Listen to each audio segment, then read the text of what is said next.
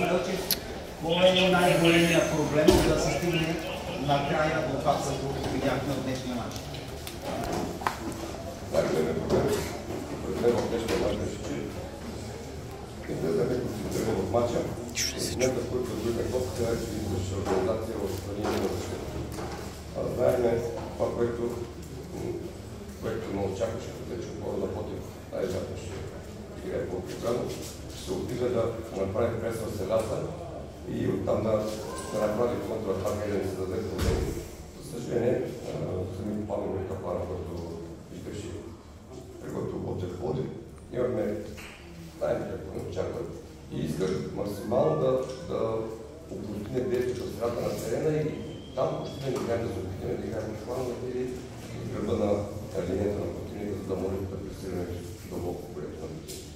Господин Велчев, доколко ранния гол повлия върху резултата днес? Със сигурност повлия ранния гол, особено когато се догонва, че такъв ранен гол, поне след него още 10 минути отгоре как не можа да намери себе си. Мисля, че след това изравнихме играта и разгряване на положението, дори както организирахме на съжаление. Ситуацията, които имаме, вратаря на противника, това е най-добре нещо. По-голямата различна концентрация в началните играчи? Може би голямото желание да се опитаме да направим отбора на Ботев, защото колеги могат да получават врата.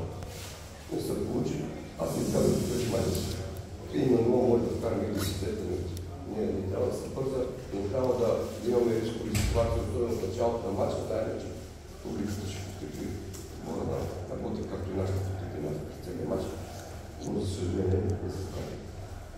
Имате изключително силни 10 минути в края на първото по време, които показаха, че когато упражнявате натиск и пресирате високо и атакувате, затруднявате сериозно Ботев. Защо второто по време, поне първите минути не излязахте да опитате бързо да върнете гола? Аз мисля, че през второто по време, да, в началото бяха в началото силните минути, имаме също силни минути през второто по време, но вижте през ситуацията, не винаги това, което желаеш, може да се случи, така че и ние искаме да е отбора на Ботев да не минава центъра, но не става. Може би имаме там още избор на добри позиции. Никол Стокер може би на моменти не бяхме агресивни. Отбора на Ботев според мен беше много по-агресивен според мен. Господин Велчев, вие се познавате добре атмосферата синдикалната. Отрази ли се по някакъв начин тази професията преди 24 часа, че старото ръководство на господин Гришаканчев се тръгва на футболистите? Вижте, на футболистите беше съобщено за смяната на собствеността. Според мен не трябва да се отрази, защото всичко е поставено. Така че аз се опитвам до момента да се върша работа по този начин и да го предавам на футболистите. Долу не се отречва. Господин Велчев, видя се, че днес ЦСКА не успя да се даде достатъчно чисти положения. Липсваше типичният централен нападател? Аз мисля, че не трябва да види.